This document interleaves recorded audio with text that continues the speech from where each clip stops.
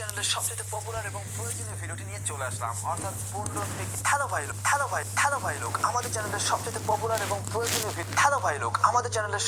Popular এবং প্রয়োজনীয় ভিডিওটি নিয়ে চলে আসলাম, অর্থাৎ 15 থেকে 20,000 টাকার মধ্যে যারা মোবাইল ফোন কিনতে যাচ্ছেন তাদের জন্য রয়েছে পাঁচটি মোবাইল ফোন, যে 5টি মোবাইল ফোন বর্তমান সময়েও সেরা হবে।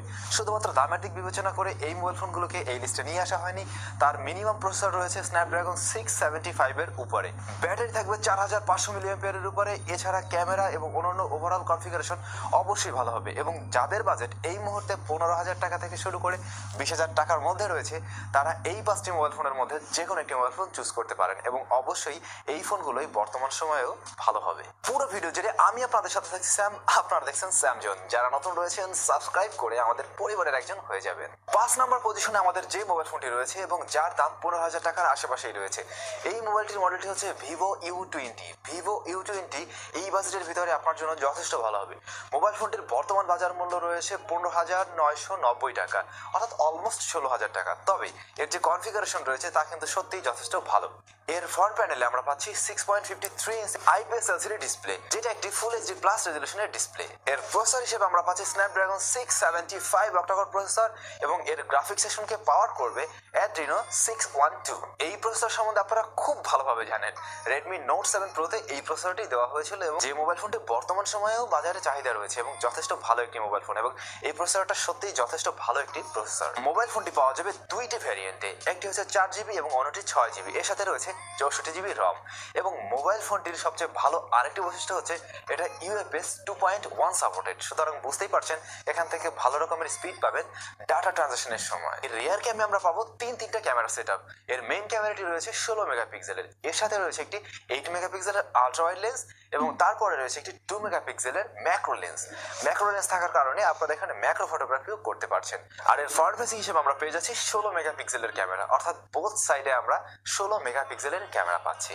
মোবাইল ফোনটির ভালো বৈশিষ্ট্য আরও একটা রয়েছে, আর সেটা হচ্ছে এতে আমরা পাচ্ছি 5000 মিলিঅ্যাম্পিয়ারের ব্যাটারি, যথেষ্ট ভালো ব্যাকআপ পেয়ে যাবেন। তো এই ছিল মোবাইলটির মেইন কনফিগারেশন এবং এইসব নিয়ে মোটামুটি বেশ ভালো প্যাকেজ বলা যায় 15,000 প্লাসের ভিতরে। 15,000 প্লাস যদি আপনার বাজেট হয়ে থাকে তাহলে অবশ্যই আপনি এই স্মার্টফোনটি চুজ করতে পারেন। বর্তমানে গ্যাজেট কিনে এই মোবাইল ফোনটি অ্যাভেলেবেল রয়েছে।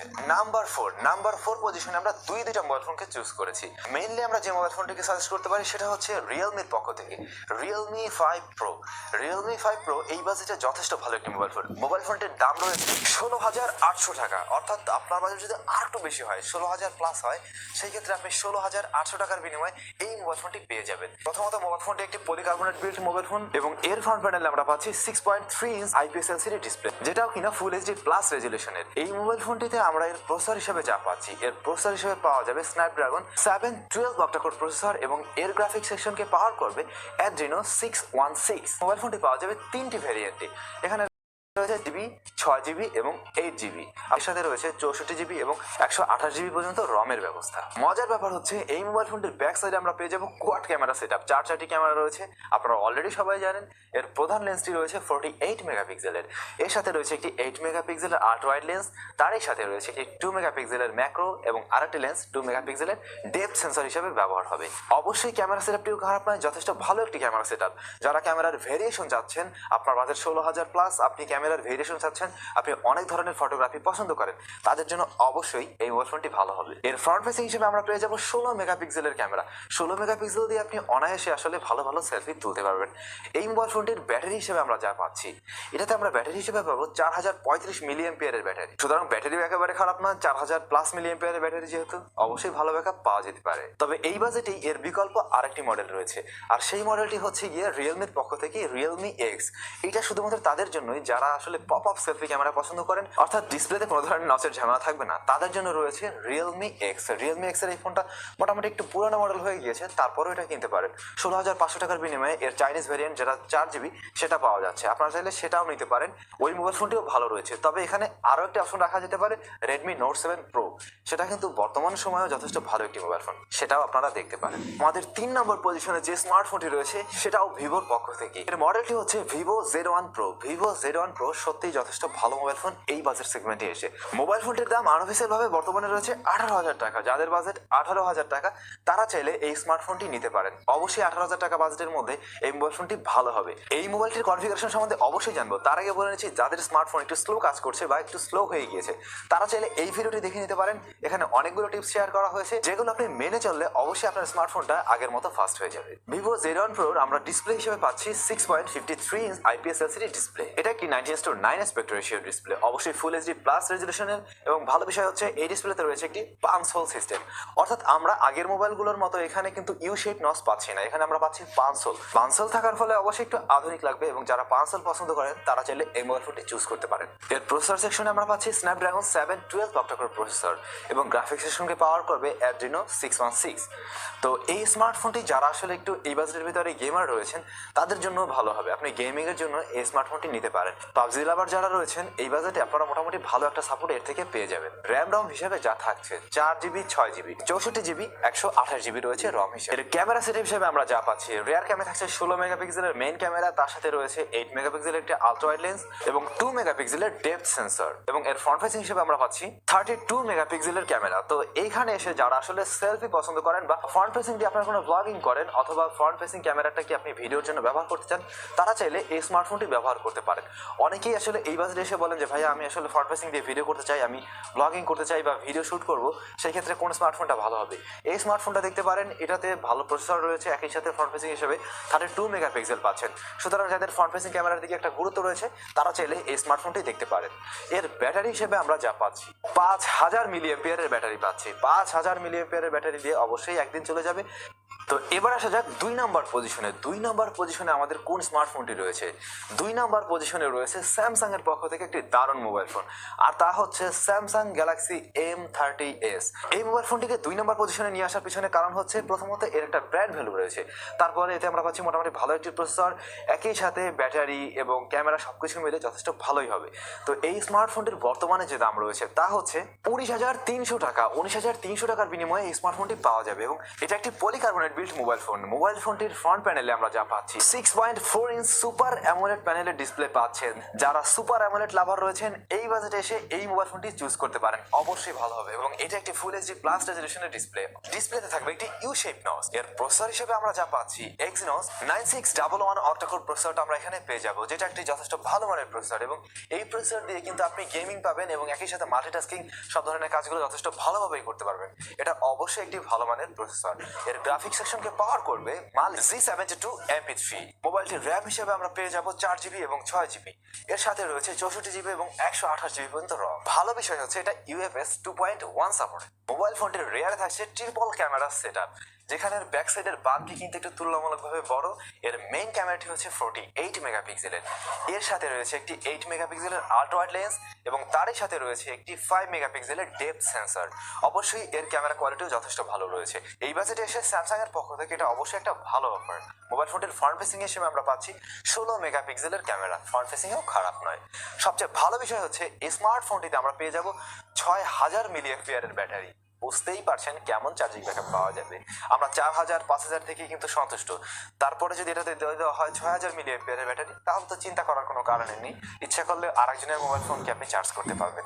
তো অবশ্যই বলবো যারা স্যামসাং লাভার রয়েছেন, যাদের বাজেট কিনা 19,000 প্লাস রয়েছে, তারা এই স্মার্টফোনটি অবশ্যই দেখতে পারেন এবং এই স্মার্টফোনটি সত্যিই ভালো হবে। যদিও আনঅফিসিয়াল, তারপরেও অন রিক্সেট আপনি দেখতে পারেন। তো লাস্ট ওয়ান অর্থাৎ নাম্বার 5 পজিশনে আমাদের কোন স্মার্টফোনটি রয়েছে। তো বন্ধুগণ, ভিডিওটি আপনাদের কেমন লাগছে? ভিডিওটি ভালো লাগলে একটু লাইক করে দেবেন আর কমেন্টস করে আপনার মতামত জানাবেন।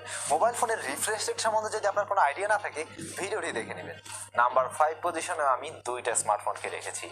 প্রথম যে টার্গেট সেটা হচ্ছে গিয়ে Redmi Note 8 Pro। Redmi Note 8 Pro 20,000 টাকা বাজেটের ভিতরে সবচাইতে বেস্ট ফোন হবে এই মুহূর্তে। মোবাইল ফোনটির সবকিছু মিলে যথেষ্ট ভালো একটি প্যাকেজ। স্মার্টফোনটি আপনি পেয়ে যাবেন 20,800 টাকার বিনিময়ে, তবে এতে যা দিয়ে দেওয়া হয়েছে তা সত্যি টাকা উসুল করে নেওয়ার মতো। প্রথমত অবশ্যই মোবাইল ফোনটির বিল্ড কোয়ালিটি ভালো, এ বিষয়ে একদম নিশ্চিত যে এর বিল্ড কোয়ালিটি যথেষ্ট ভালো। বোথ সাইডে রয়েছে গ্লাস বডি প্রোটেকশন এবং কর্নিং গরিলা গ্লাস 5। মোবাইল ফোনটিতে আমরা এর ডিসপ্লে হিসেবে যা পাচ্ছি 6.53 ইঞ্চ IPS LCD ডিসপ্লে, যেটা কি ফুল এইচডি প্লাস রেজলিউশন, এবং এর ডিসপ্লে রয়েছে একটি ইউ শেপ নস, যেটা অবশ্যই যথেষ্ট ছোট এবং দেখতেও বেশ ভালো লাগে। মোবাইল ফোনটির প্রসেসর হিসেবে আমরা যা পাচ্ছি, এই মোবাইল ফোনটিতে প্রসেসর হিসেবে দেওয়া হয়েছে একটি গেমিং প্রসেসর। অনেকেই বলবেন যে এটা একটা মিডিয়াটেকের প্রসেসর। এখানে মিডিয়াটেকের প্রসেসর হলেও যথেষ্ট ভালো একটা প্রসেসর দেওয়া হয়েছে এবং এই প্রসেসরটা যথেষ্ট শক্তিশালী প্রসেসর। মোবাইল ফোনটির প্রসেসর হিসেবে আমরা পাচ্ছি MediaTek Helio Z90T octa-core processor. এটি টোটালি গেমিং এর জন্য অপটিমাইজড একটি প্রসেসর। মোবাইল ফোনটি প্রথম যখন এসেছিল কিছুটা হিটিং ইস্যু ছিল, যতটা আসলে শোনা যায় বা যতটা আমরা বলেছি। কেন এই কথা এসেছে?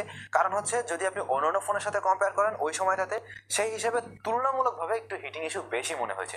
তবে আক্ষরিক অর্থে আপনি যখন ব্যবহার করবেন রেগুলার ইউজেসে, এটা আহামরি কোনো সমস্যা না যে মোবাইল ফোনটা ব্লাস্ট হয়ে যাবে বা এটা গরম হয়েছে এটা যে একদম ব্লাস্ট হয়ে যাবে, এরকম তো কিছু নয়। এবং বর্তমানে কিন্তু অনেকটা ইমপ্রুভ করা হয়েছে, যার ফলে আগের মতো ওই ধরনের হিটিং ইস্যুও নেই। আপনি চাইলে এটা অনায়াসে ব্যবহার করতে পারেন এবং নির্দ্বিধায় এটা নিয়ে নিতে পারেন। কারণ হচ্ছে এখানে মিডিয়াটেকের প্রসেসর হোক আর যাই হোক, আপনি গেমিং এর জন্য যদি 20,000 টাকা বাজেটে কোনো স্মার্টফোন নিতে চান, তাহলে বলবো এর উপরে আর কোনো মোবাইল ফোন নেই বর্তমান সময়। এতে র্যাম রম হিসেবেও ভালো রয়েছে, 6GB 8GB, একই সাথে রয়েছে 128GB 256GB এবং ইউএফএস 2.1 সাপোর্টেড। কিন্তু এটা অবশ্যই ভালো মানের একটি মোবাইল ফোন। এই মোবাইল ফোনটিতে আমরা ক্যামেরা হিসেবে যা পাচ্ছি, এর মেইন ক্যামেরা হিসেবে আমরা পাচ্ছি 64 মেগাপিক্সেলের একটি লেন্স এবং এর সাথে রয়েছে 8 মেগাপিক্সেলের একটি আলট্রা ওয়াইড লেন্স এবং তারই সাথে রয়েছে 2 মেগাপিক্সেলের ডেপথ সেন্সর এবং 2 মেগাপিক্সেলের ম্যাক্রো লেন্স। এর 64 মেগাপিক্সেলের যে লেন্সটি রয়েছে তার ছবির কোয়ালিটি কিন্তু আসলেই ভালো এবং যথেষ্ট ভালো একটি ছবি আপনি এখান থেকে পেয়ে যাবেন। মোবাইল ফোনটির ফ্রন্ট ফেসিং হিসেবে আমরা পেয়ে যাব 20 মেগাপিক্সেলের ক্যামেরা, 20 মেগাপিক্সেলের ক্যামেরা। ভালো সেলফি তোলার জন্য এই 20 মেগাপিক্সেলই যথেষ্ট হবে বলে আশা করছি। ব্যাটারি হিসেবে থাকছে 4500 মিলিঅ্যাম্পিয়ারের ব্যাটারি, অবশ্যই ফাস্ট চার্জিং সাপোর্টেড।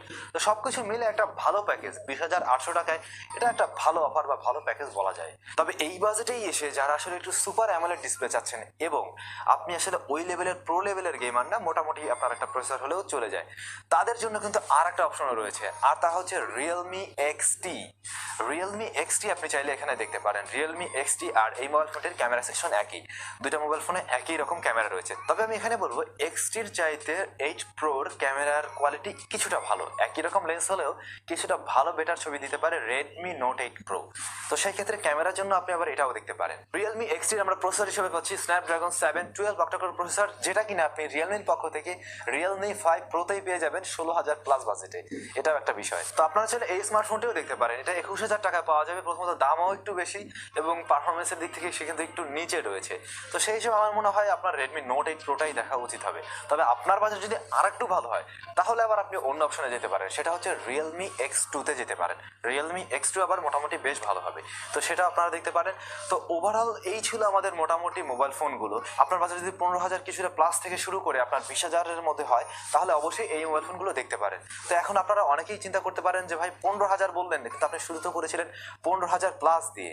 বিষয়টা হচ্ছে আপনার বাজেট 15,000 মানেই আপনি 15,000 টাকা নিয়ে মার্কেটে যাবেন না, আপনি 15,000 প্লাস সবসময় ধরবেন। অর্থাৎ যে বাজেটে আপনার হয়ে থাকুক না কেন সেই বাজেট থেকে 200-300-500 টাকা সবসময় বাড়িয়ে ধরবেন। কারণ হচ্ছে গিয়ে ওই একদম রাউন্ড ফিগার আসলে মোবাইল ফোনগুলো সাধারণত আমরা কমই পাই, একটু কিছু বেশি থাকে এবং ওই বাজেটের ভিতরে আপনারা এগুলো দেখতে পারেন এবং সেই অনুযায়ী মোবাইল ফোনগুলো সিলেক্ট করা হয়েছিল। আশা করছি বর্তমান সময়ে এসেও এই স্মার্টফোনগুলো আপনার জন্য ভালো হবে এবং আপনি এগুলো নিতে পারেন। 2020-এ অনেক মোবাইল ফোনই এসেছে, তবে এই বাজেট সেগমেন্টে কিন্তু নতুন আহামরি কোনো মোবাইল ফোন আসেনি, যে কারণেই এই লিস্টে আসলে সেই আমাদের 19-এর শেষ দিকের ফোনগুলোই চলে এসেছে এবং সেই মোবাইল ফোনগুলোও স্টিল এখনো ভালো রয়েছে এবং আপনারা চাইলে এখনো কিনতে পারেন।